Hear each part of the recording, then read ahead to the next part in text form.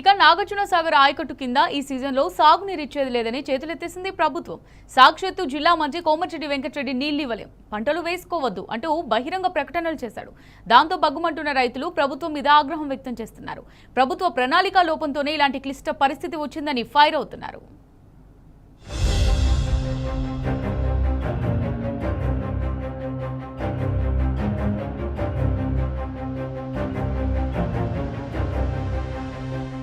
నీటిని ఎలా వాడుకోవాలో ప్రభుత్వానికి ప్రణాళిక లేదని మండిపడుతున్నారు నాగార్జున సాగర్ ఆయకట్టు రైతులు. ఆపత్కాలంలో రైతుల్ని ఎలా కాపాడుకోవాలో కూడా తెలియని తెలివి తక్కువ దద్దమ్మ ప్రభుత్వం అంటూ ఫైర్ అవుతున్నారు. నిరుడు వానాకాలంలో సాగర్లోకి దాదాపు 1000 టీఎంసీల నీరు వచ్చింది. ఆ నీరంతా క్రస్ట్ గేట్ల ద్వారా సముద్రంలోకి వదిలారు. పోనీ ఒడిసి పట్టిన నీటినైనా సక్రమంగా వాడుకున్నారా అంటే అదీ లేదు. ఆంధ్ర ప్రభుత్వం యథేచ్ఛగా నీటిని తరలించకపోతుంటే గుడ్డె గుర్రాల పళ్లు తోముకుంటూ కాలక్షేపం చేసిందే రేవంత్ రెడ్డి సర్కార్. కేఆర్ఎంబీ బహిరంగంగానే ఆంధ్రాకు సపోర్ట్ చేస్తున్న రేవంత్ సర్కార్ చేష్టలుడిగి కళ్లప్పగించి చూస్తుందే తప్ప ప్రశ్నించే ధైర్యం కూడా చేయలేదు. ఫలితంగా సాగర్ ఆయకట్టు రైతులు బలయ్యారు.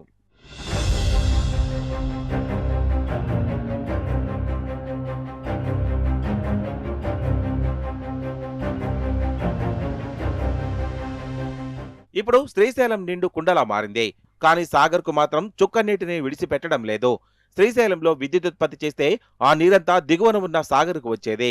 కానీ విద్యుదుత్పత్తిని ఆలస్యంగా మొదలుపెట్టారు.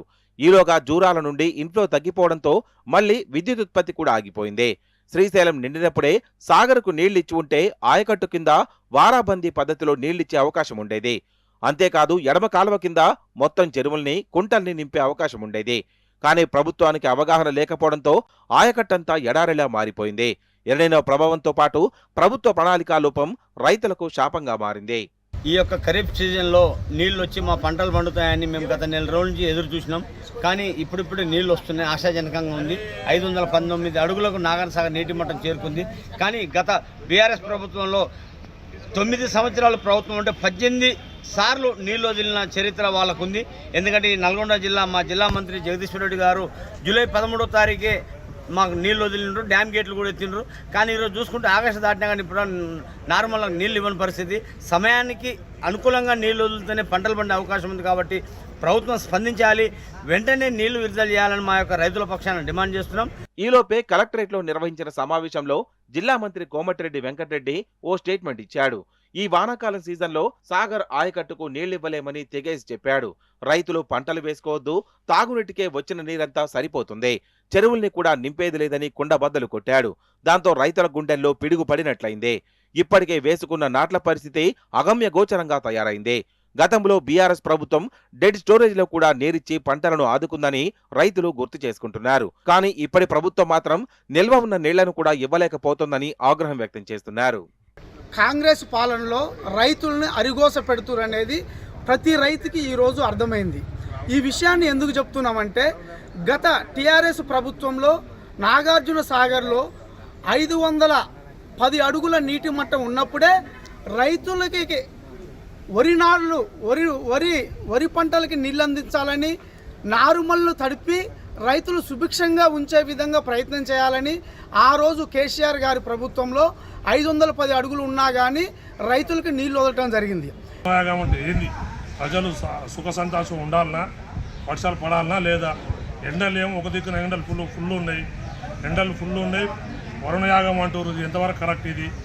ప్రజలు ఏమో నీళ్ళు లేక అరిగోసపడుతుర్రు, కాలువ నీళ్లు లేవు, ఏం లేవు. మా ప్రభుత్వంలో ఉన్నప్పుడు టీఆర్ఎస్ గవర్నమెంట్ 510కి నీళ్ళు కాలువలు వదిలేరు. ఇప్పుడు 519 ఉన్నా నీళ్ళు వదిలే పరిస్థితి లేదు. ఇంత ఘోరం ఎప్పుడు ఏ గవర్నమెంట్లో లేదు. కేఆర్ఎంబీ మొత్తం ఆంధ్రాకే సపోర్ట్ చేస్తూ వస్తుంది. దాంతో శ్రీశైలం నుండి పోతిరెడ్డిపాడు ద్వారా లక్షల క్యూసెక్కుల నీరు ఆంధ్ర దోచుకొని పోతుంది. అయినా మొద్దు నిద్రపోతున్నాడు తెలంగాణ సీఎం రేవంత్ రెడ్డి. ఉన్న నీళ్లు కాపాడి ఇచ్చే తెలివి లేదు. కానీ లేని వర్షాల గురించి యాగాలు చేస్తూ రైతుల్ని మభ్యపెట్టే ప్రయత్నం చేస్తున్నాడని ఫైర్ అవుతున్నారు అన్నదాతలు. కనీసం చెరువులనైనా నింపితే భూగర్భ జలాలు పెరిగి తమ బోర్లు పోస్తాయని, ఆ దిశగా ప్రభుత్వం చర్యలు తీసుకోవాలని డిమాండ్ చేస్తున్నారు రైతులు. రేవంత్ రెడ్డి గారు ముందల పోతిరెడ్డి పాడు కాడ నీళ్లు పోతున్నాయి, ఆ తుమ్ము ఆ బొక్కని బంద్ చేసి నీళ్ళు ఇక్కడికి వచ్చినాక చివరి ఆయకట్టు వరకు నారుమళ్ళు తడిపే ఫస్ట్ ప్రయత్నం చేయాలా.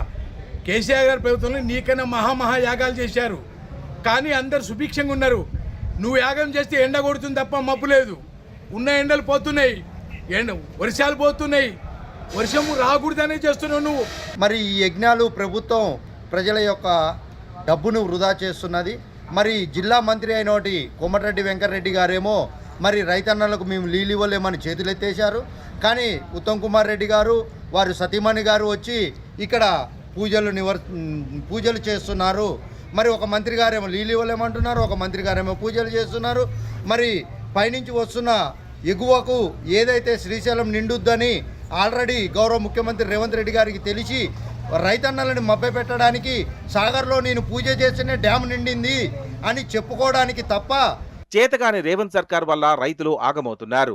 నీళ్లు, కరెంటు కొరతలతో పంటలు ఎండిపోయే పరిస్థితి వచ్చింది. ఉన్న నీళ్లను తెలివిగా వాడుకోలేనప్పుడు మళ్ళీ నీళ్ల కోసం యాగాలెందుకు, డ్రామాలెందుకు?